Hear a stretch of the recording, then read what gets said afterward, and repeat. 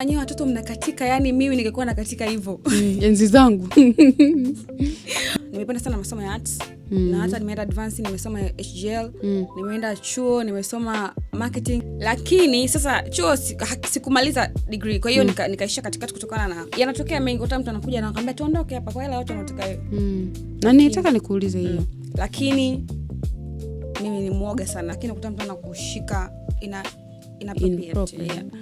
Basi hivyo, lakini kwa sababu mtu kaleo unajaribu kuwa mpole, kama kuna security karibu, yani kama kuna dancer ambaye amefanya kazi hajawahi kukatwa, a comment. Sasa hivi ukiangalia ajira, kila mtu ameamua ajiajiri kwa namna ambayo anaiweza yeye. Kuna wengine wanaweza kudance, kuna wengine wanaweza kuimba, kuna wengine wanaweza kushauri watu, kuna wengine wanaweza kuigiza. Kila mtu amechagua njia yake na ndio hiyo njia anaipigania. Sasa baadhi ya clubs kwa hapa jijini Dar es Salaam, hata nje ya mkoa wa Dar es Salaam, zimekuwa zikitoa ajira kwa warembo tofauti tofauti, lakini pia vijana tofauti tofauti kwa ajili ya kudance, kama kuwafurahisha wateja ambao wako eneo husika kupata vinywaji au chakula. Na hii imekuwa ni ajira kwa baadhi ya watu wengi sana ambao pengine tumewafahamu kupitia huko na mpaka sasa hivi wana maisha yao mazuri. Na kuna mrembo bana ambaye mtandaoni anafanya vizuri sana kwa sababu tu ya kufanya content zake akiwa anatoka nyumbani anaelekea kazini, anaitwa Kapi. Kapi bana ana vitu vingi sana ambavyo anaweza kushare na sisi, na najua kuna kitu utajifunza au kuna vitu utajifunza. So tuko naye studio leo, nataka tujifunze vingi kutoka kwake, lakini pia tumjue ndoto yake ni ipi na mpaka hapa nini kilimfikisha mpaka hapa. Je, yuko proud na kila anachokifanya au ni kwa sababu anataka ku make money? Karibu sana. Mimi naitwa Sarafina Jerry. Yes, mimi ni Bintu Jerry. Niko hapa na Silent Ocean, simba wa bahari. Ukiagiza nao haujapoteza. Fanya hivyo sasa hivi, utanishukuru baadaye. Mwana Kapi. Hey. Hi. You good? Sogelea mic, usiogope. I'm good, how are you? I'm good. Mbona umeanza kutetemeka? Si ulikuwa tu sawa hapa? Naogopa. Unaogopa nini? Naogopa kamera kidogo. Usiogope kamera. Unataka taa nyekundu ili usione aibu. Tuanza tukawasha kwa ajili. I'm kidding. Mambo. You look nice. Thank you. You have that melanin. Girl. I'm flattered. Clockets. Yo.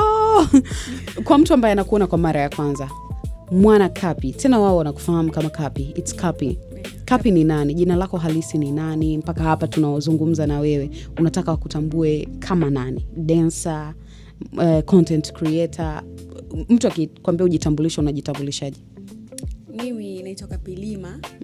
Kifupi ndio Kapi imetoka huko.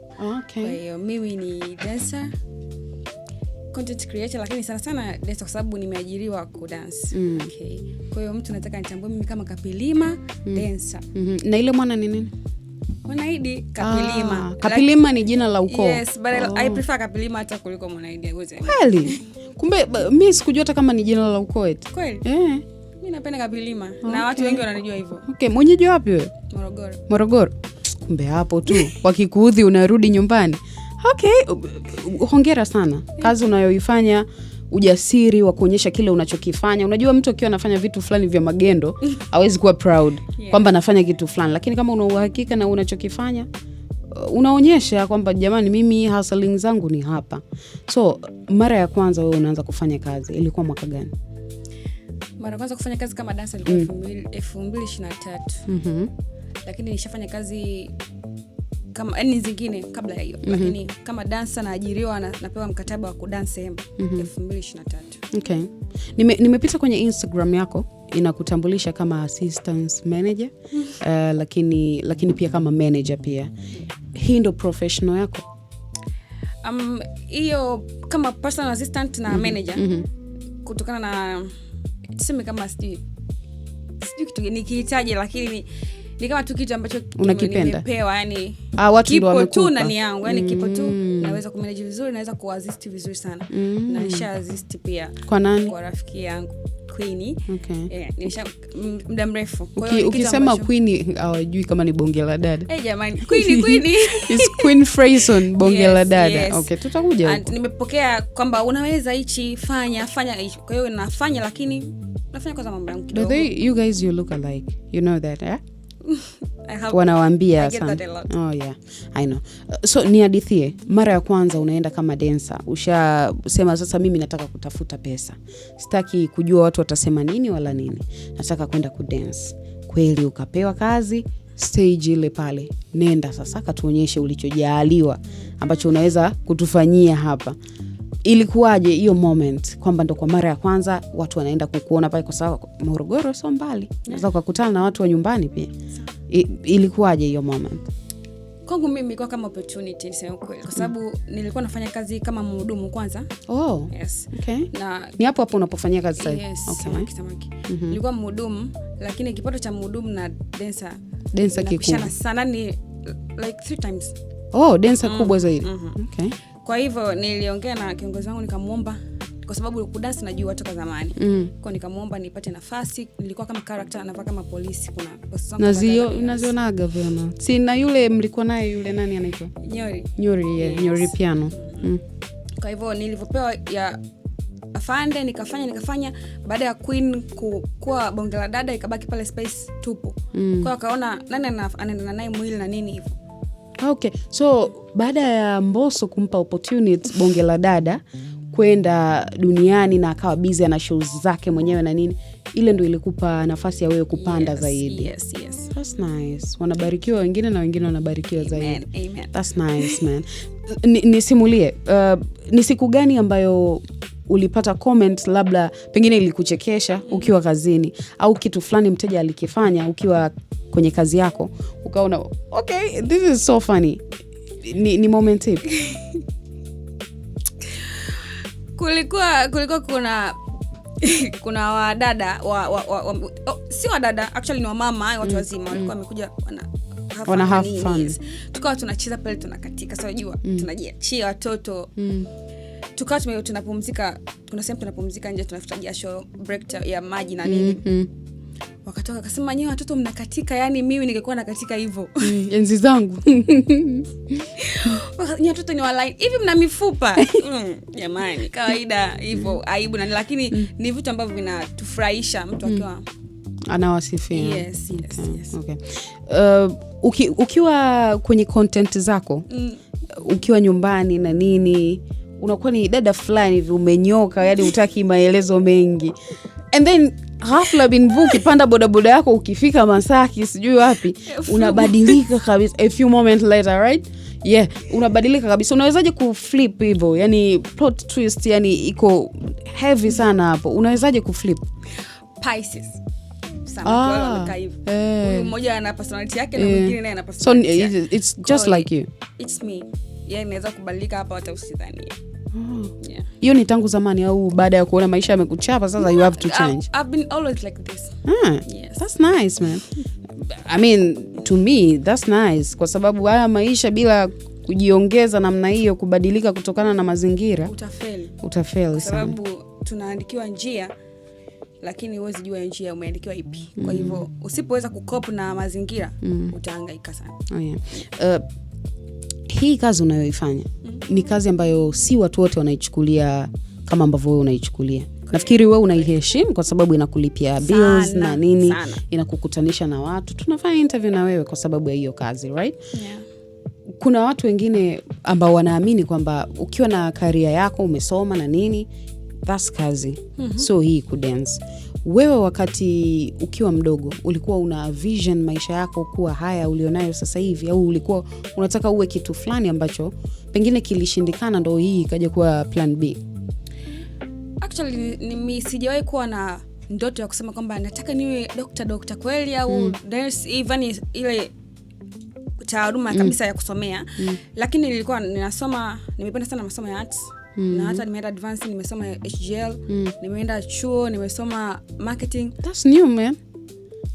Yeah, that's new and that's good. Okay. Lakini sasa chuo sikumaliza degree, kwa hiyo nikaishia katikati kutokana na mambo yalikuwa yana hivyo. Lakini kwa sababu kucheza nimeanza kucheza toka zamani, yani sio tu hivi, toka niko mdogo hivi mamangu ananifuata huko kwenye vigodoro na bakola. Na Morogoro na Vigoma. No. Kwa hivyo nimeanza kucheza muda. Kwa hiyo ni kitu ambacho ninacho. Na nilivyoona kwamba hichi kitu ambacho nakiweza na kinaweza kunipa pesa. Why not? Yeah, that's nice. Umeona opportunity kwamba okay, mimi naweza kufanya hii. Ulitafuta kazi kwa kiwango ulichokuwa nacho, ilishindikana? Sijawahi kujaribu kwa sababu niliacha chuo mwaka wa pili. Ukiwa una nini gani? Marketing. Okay. Kwa hivyo hata mtu atakuajiri, hakuamini mtu, unajua, na hasina watu kusema eti na connection, labda namjua mtu mkubwa ataniweka hapa mwanangu na nini, sina. Kwa hiyo nikaona nitapoteza sana muda. Na hata nikipata haitakuwa na malipo yale ambayo yanaweza kunifanya niishi. Unajua mji una gharama. Kila kitu, safari ni kila kitu. Kwa hivyo nikaomba kazi ya uhudumu kwa sababu naamini kule kuna wateja wanakuja kimserve vizuri, kuna tip na nani keep maisha taenda. Kwa hivyo nilipata kazi ya uhudumu. Baada ya hapo nikajaribu nikaomba kazi ya kucheza, kadipa kucheza kama afande, na baada ya viola na kila kitu nikaanza kucheza kama gogo, hii tunaita gogo dancer. Nikaanza kucheza kama gogo dancer. Okay. Hapo unaniambia kwamba uliacha chuo and then umekuja huku, kuna hela unatengeneza najua, ambazo ukiamua kurudi chuo unaweza. Pengine labda time inaweza ikawa shida na nini, lakini kuna pesa unaweza kusave kwa ajili ya kurudi chuo. Una plani hizo kwamba kuna siku nitarudi nikaendeleze kile nilichokianzisha, au unaona muda bado? Nitarudi shule. Na nitarudi sio kwa sababu labda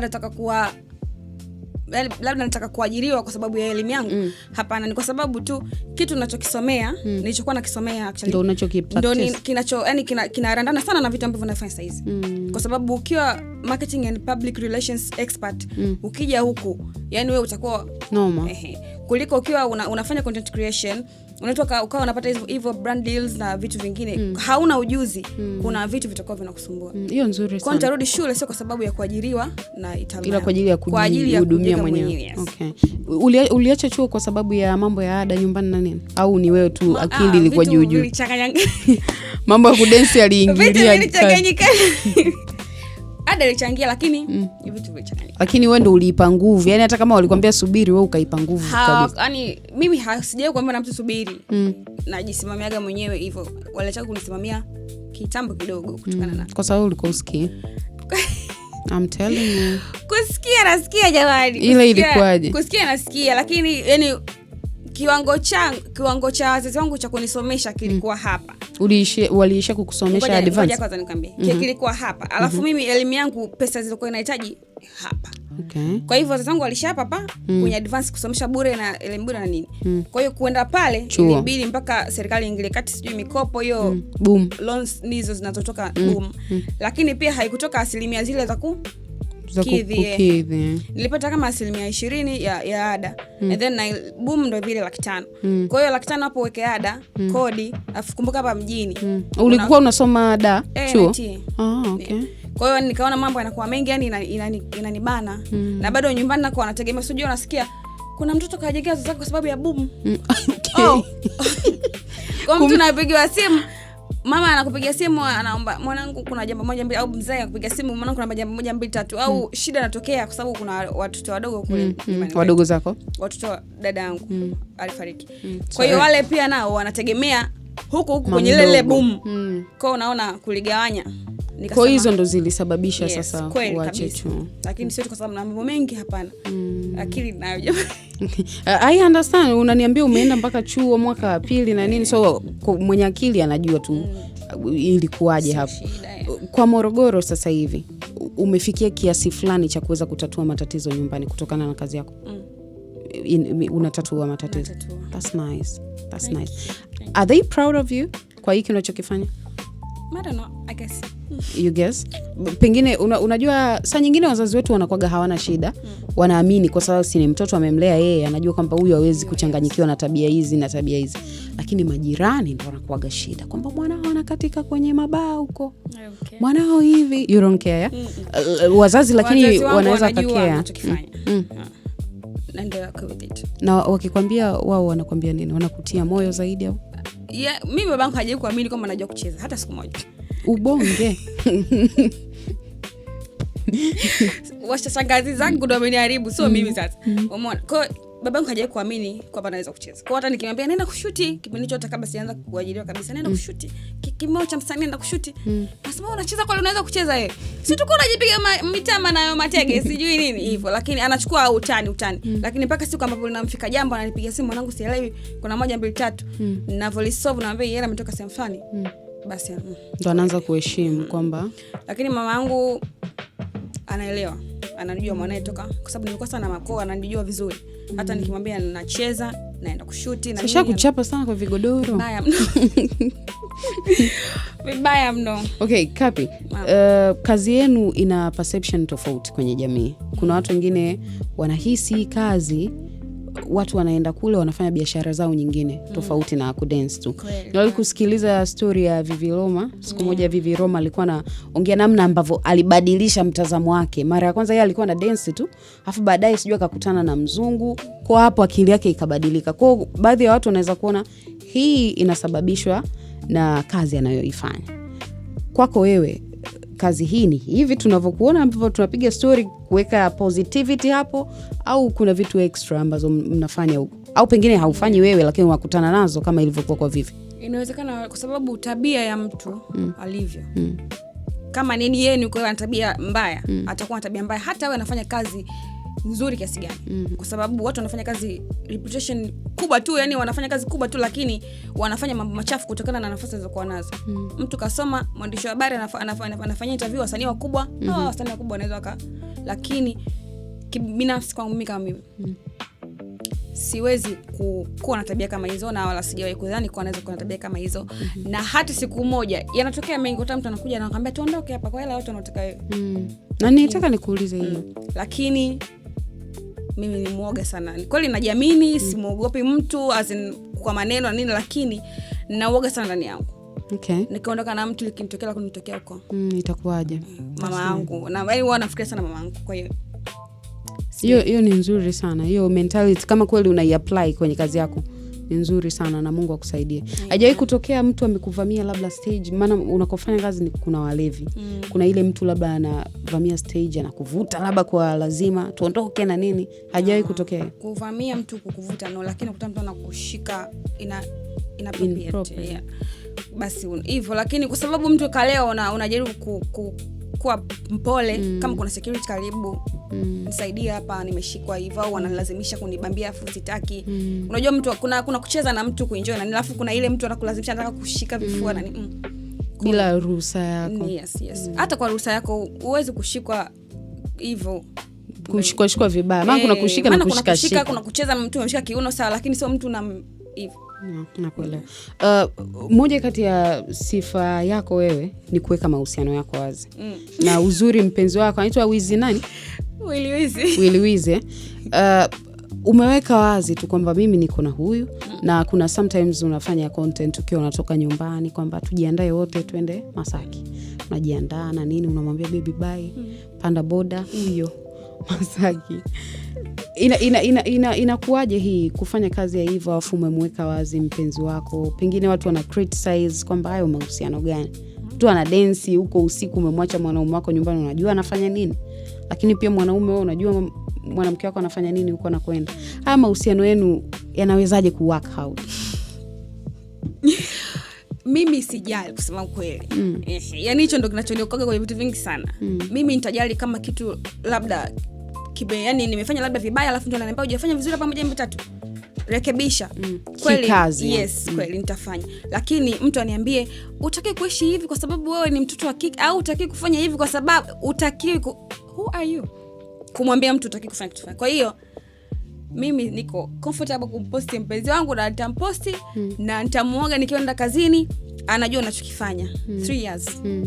Mko kwenye mahusiano 3 years. Mama Mwanaidi anamtambua? Ila baba wangu atajua leo. Mama Mwanaidi anajua. Yes. Mama kakufichia siri. So ananifichia, mama wangu na baba wangu hawasiliani. Kwa hiyo yeye anajua kitu yake. Hawako pamoja. Okay. Muda zamani tu. Kwa hivyo ni kwao na wananijua. Kwetu wanamjua. Kusema kwa mama wangu wanamjua, kwa wazazi ila wake sio ile official. Ni ile kujulikana. Like huyu ni mwanaume wangu hata hivyo tumesha ila sio kutoa mahari. Okay. Yes. Okay. Mambo ya mahari na kuoana bado, lakini hiyo ya kutambulisha ukweni na nini kila kitu tayari. Mpenzi wako pia ni dancer. Mna dance naye club? Samaki yes. Ndio mlikutana huko? No. Mlikutana kama bantu. Video gani?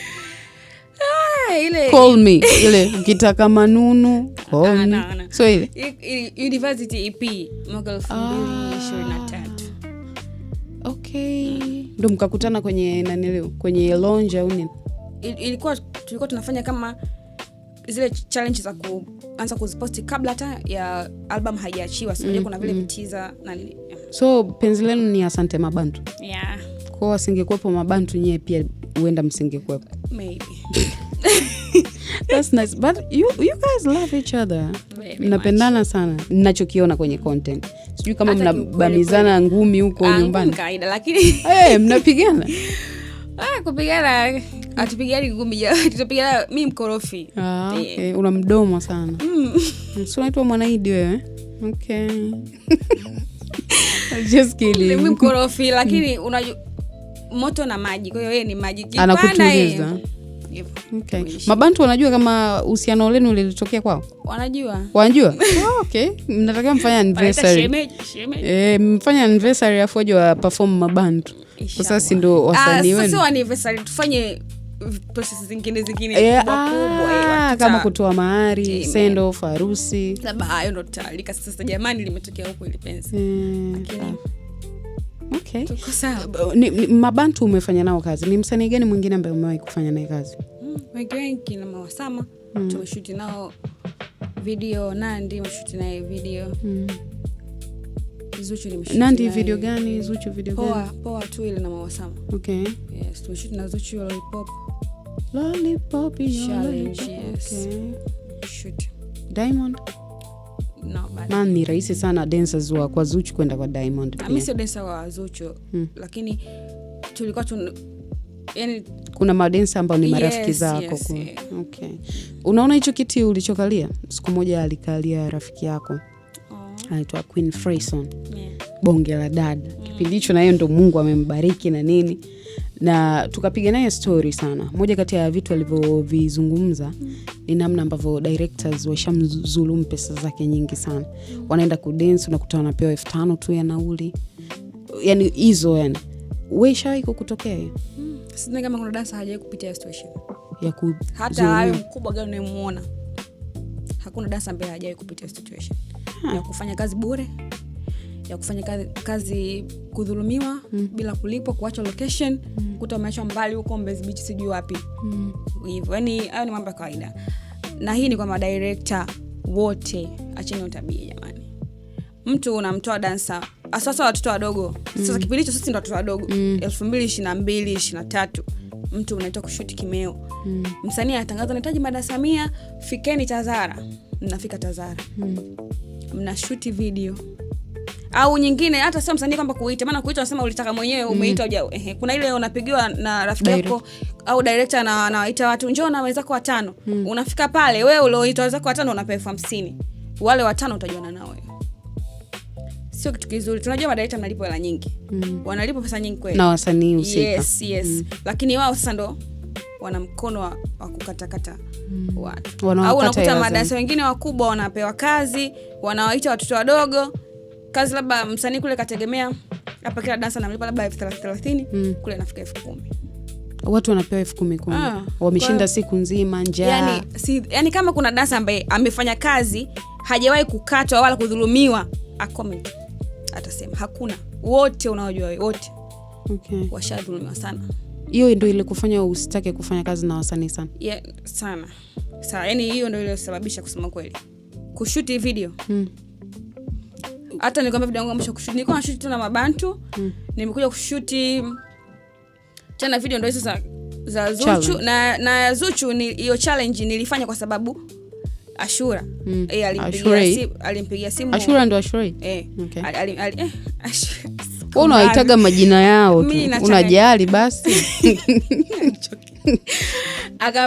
Akampigia simu mdogo wake anaitwa Zoe.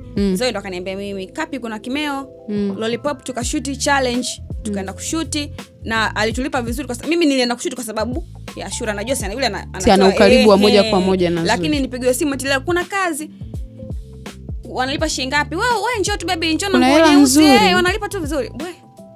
Wendi kabisa. Ni msanii gani mwingine ambaye unatamani kufanya naye kazi? Najua wamekudisappoint kwenye malipo, lakini hiyo ni passion yako, unapenda kufanya hivyo.